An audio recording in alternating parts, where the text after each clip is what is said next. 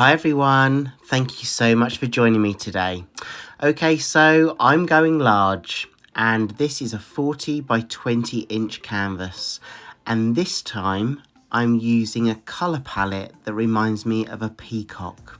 So yeah, I'm using a peacock colour palette and I'm going to do the puddles and I'm going to do the swipe.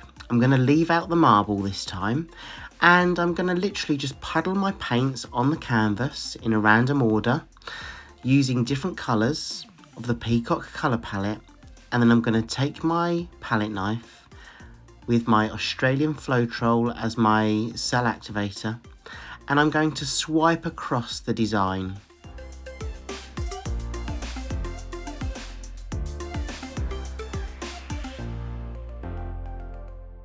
I really wanted to use such vibrant greens to represent the peacock colour in the palette.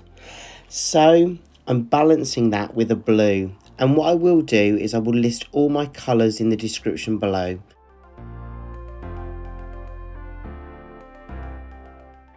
Look at that concentration on my face. Such a serious look, but this is me just escaping in the present moment and enjoying the moment of painting and using all my colours to create this design. So with this lighter blue, I'm literally not puddling this one. I'm going in between the puddles that I've already layered. And I'll also do that with the black colour that you can see now. Just in and out, intertwining between the puddles, making it a little bit different.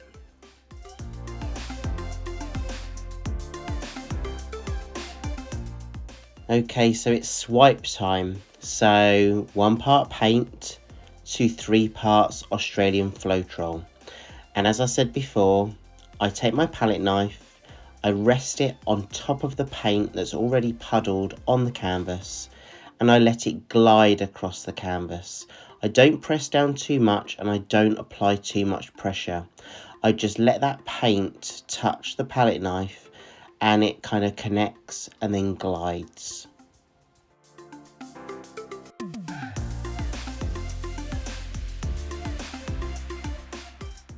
And what I'm going to do is I'm just going to use the tip of my palette knife and I'm just going to mix some of those colours up a little bit before I start tilting.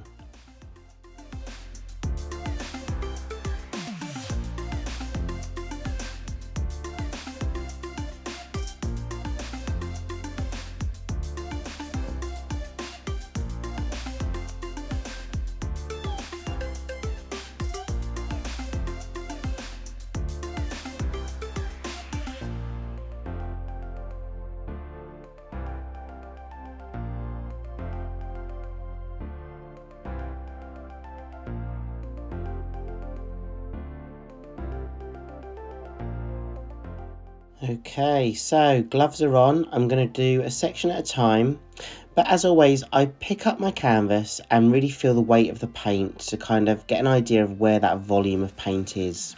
No surprise, it's mainly in the middle because that's where a lot of the puddles were. So the idea is just to kind of slowly feel the paint, feel the weight of that canvas and tilt out the design. And I do that, and I'm not going to rush this. I'm literally going to take one edge at a time.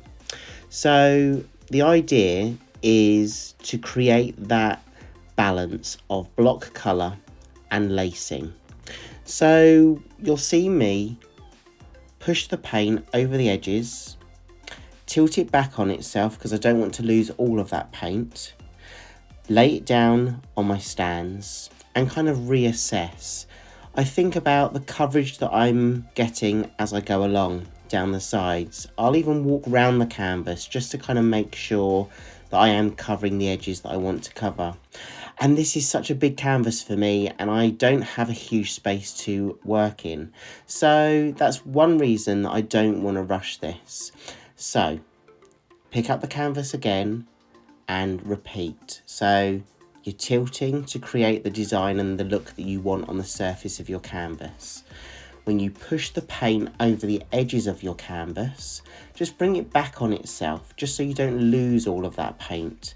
And it also means you've got enough paint to then play with on the surface of the canvas, so when you're tilting in different directions to try and create that composition that you're happy with, you've got enough of the liquid paint on your canvas, so you're not having to really stretch out your design and almost lose some of that lacing or lose some of that block colour. I'm loving some of these details. I've got to show you before I carry on, and yes, I feel like I do it again, and every one I do I think, oh, it's my new favourite, oh, it's my new favourite. Okay, so that side is done. I've turned the canvas around just so you can see the other side as I push the paint off and over the edge.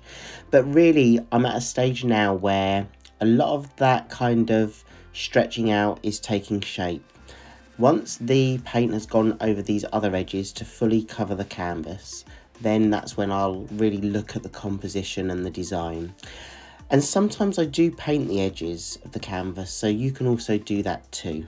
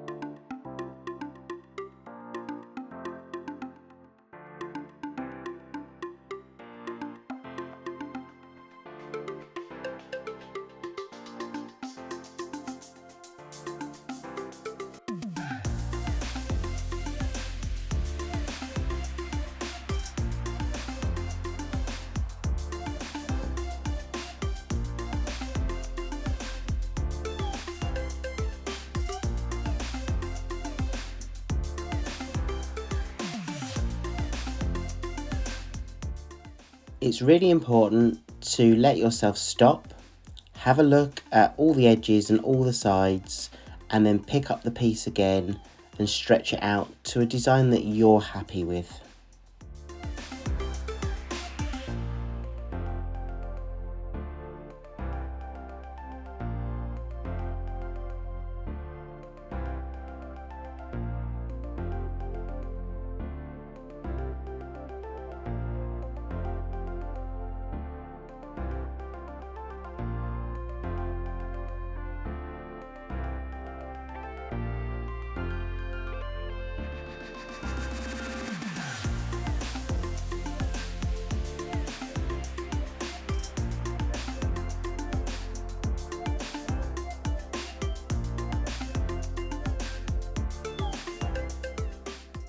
Okay, so let's have a look at the wet version close up so you can see some of those details. And I really love that I've got big blocks of colour in this one. That really reflects the peacock kind of vibe that I'm going for. And I really love the colour palette. I just love some of those greens and some of those blues together. And the lacing gives some of that detail as those paints infuse and interlink with each other as well.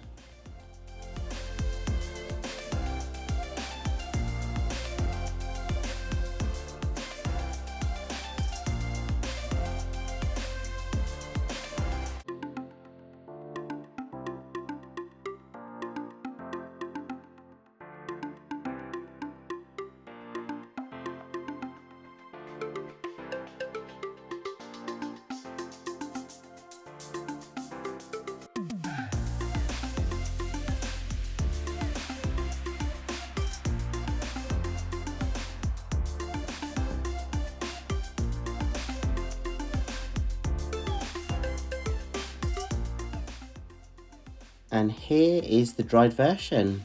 I will just say that this isn't varnished yet, so I will apply a coat of gloss varnish on top. I always use a spray varnish. I've not done a lot of my varnishing recently because it's been too cold, and I always go outside when I varnish, so I'm holding off on that. That's probably the worst part for me. But yeah, I'm really loving how it's dried. I love the details that I've captured. I love the balance that I've created. And yeah, I just absolutely love this technique, and working on a bigger canvas, on a 40 by 20 inch, was a real challenge. And I think it's sometimes important to challenge yourselves, even if you do have a small space. I in fact think I work better using bigger canvases. But anyway, I will leave you to look at some of the details. I want to thank you so much for all of your support, and I hope you have a great week ahead, and I hope to see you all again really soon. Take care everyone. Bye.